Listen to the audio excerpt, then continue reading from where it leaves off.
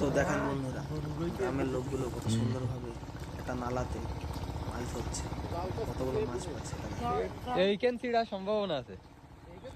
আর আমার ভিডিওগুলো যদি ও এই যে বড় তো লাইক এবং সাবস্ক্রাইব করে দিন, পাশে থাকবেন।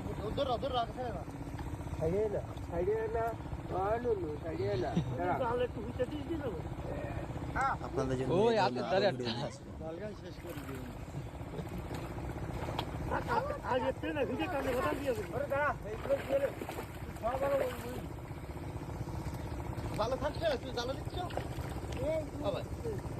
থাকবে না এতে ফাতাড়ি দড়াই গুড়াই থাকবে না, উল্টো বাঁধবে না।